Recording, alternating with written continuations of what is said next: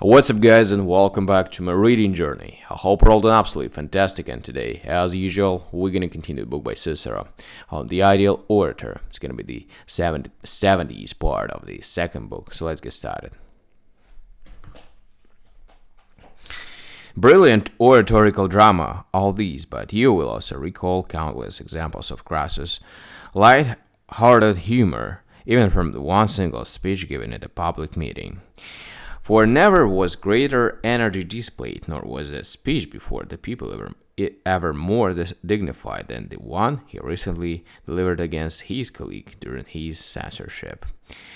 Nor has there ever been one that was better seasoned with good cheer and wit.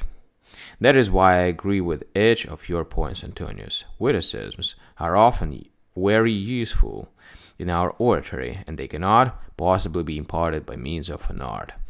I am, to be sure, surprised that you have given me so much credit in this area, and have not here, as in all other fields, awarded the prize to Crassus.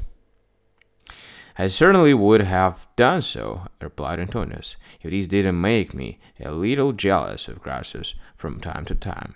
No matter how humorous and witty somebody may be, that in itself is no reason for being overly envious.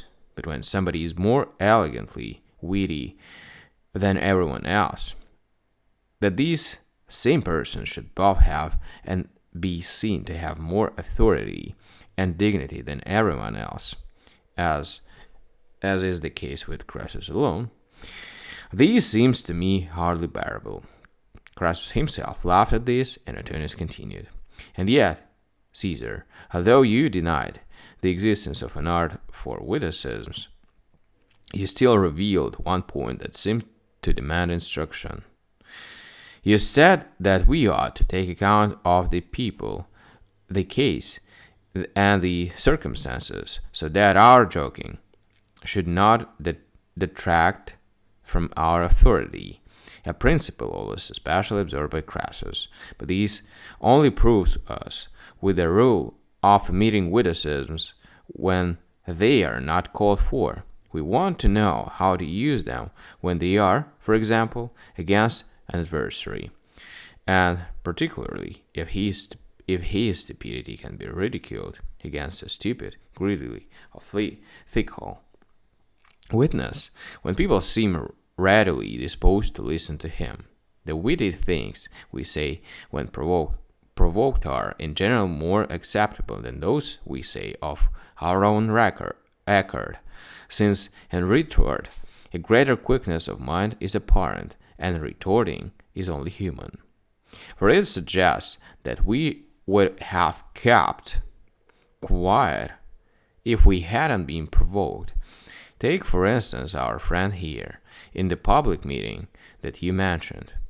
Virtually everything he said that seemed even a bit funny was a retort to some challenge, and indeed Demetrius had such authority and such prestige that it seemed that his allegations had to be made light of through a humorous approach rather than demolished by energetic rebuttal.